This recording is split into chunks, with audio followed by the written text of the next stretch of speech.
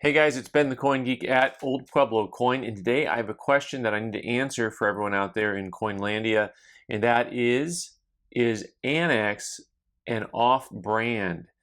All right, so I'm going to take this down to the beginner level, and then we'll kick it up a notch.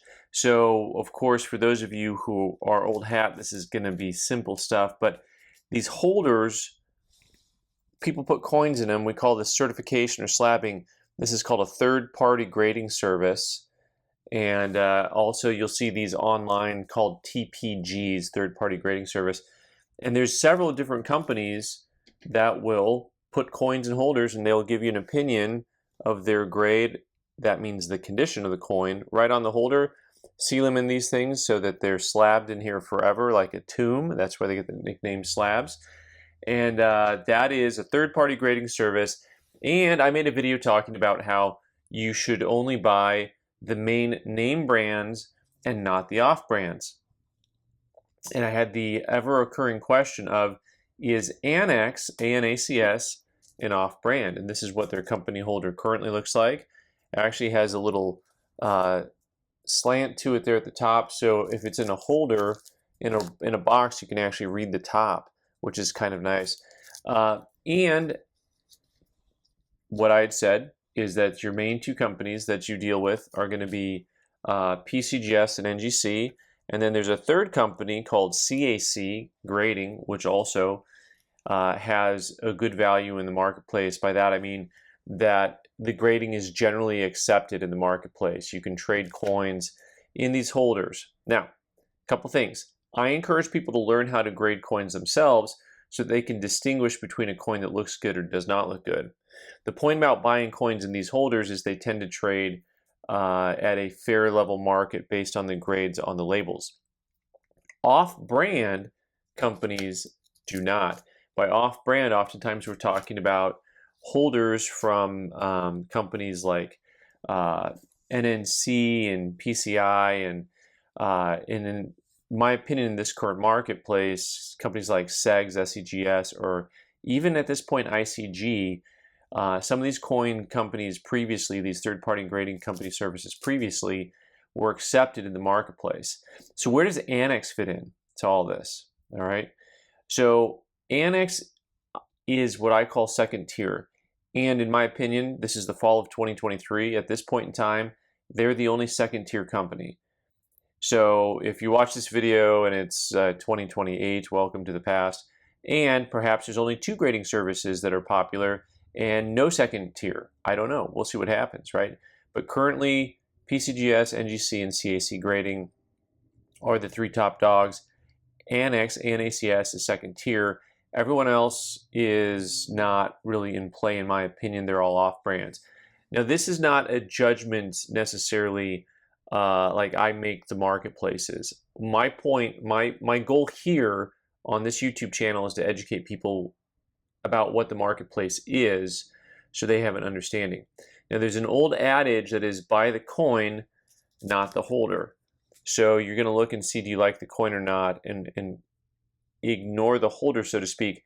But the reality is that that adage is only like half true. Yes, you want to make sure you like the coin for whatever it says on the label, but also you need to be aware that in the marketplace, certain holders hold more value than others. Certain companies do.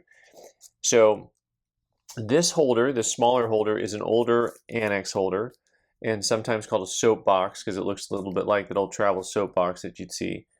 And I'll tell you what, 9 out of 10 times, or maybe 10 out of 10 times, I love the coins in these holders. They're accurately graded. I actually love the dimensions, these little small holders. I love the dimensions. But the coins are very well graded. That doesn't seem to matter in the marketplace. What do I mean by that? I have to report to you guys what the market likes. Now, the market is not controlled by dealers. It's, you know, if there was a groundswell of support from the public, from collectors on these types of holders, you would see these holders all trading all day long at the same level as you see PCGS or NGC holders, right? You would see it happen if everybody collectively just said, I will always pay bid or bid plus for a Soapbox holder. That is the market reacting to something in the marketplace. These guys,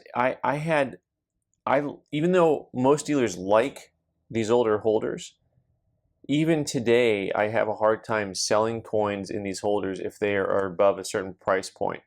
Let's call it $200 or $300. It's somewhere in there. But I had a really nice 1893S Morgan dollar in an older Soapbox holder, and everyone who looked at it said they liked the coin, they liked the coin, they liked the coin, but they wouldn't buy the coin.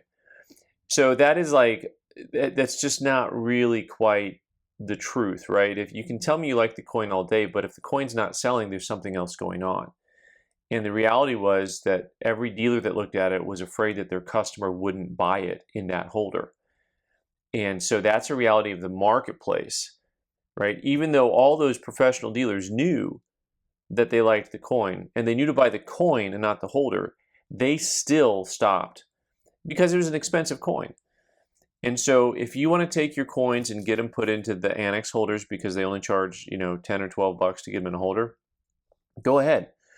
Do what you would like to do, but also understand that if the coin is more than a few $100s, a couple $100s, it's probably not going to trade very easily in the marketplace on the secondary market. That is, as of this printing, that is a market reality. Don't shoot the messenger. I'm not an ANACS hater. This is what the reality of the market is. And if you don't understand that, if you don't know that, you can get burned by that. And so my job is to educate.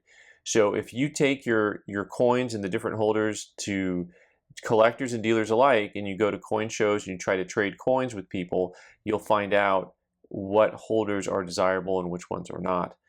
And so which companies are desirable and which ones are not. There are two other companies, ICG and I think SEGs might still be around, that used to kind of be in the same tier as ANACS, and I just don't think that they are anymore. There's companies that have come and gone that their coins are very nicely graded, but they don't really have a marketplace anymore because the companies don't exist. So as of this writing, to answer the question, is ANACS an off-brand? ANACS is not an off-brand, but ANACS is a second tier.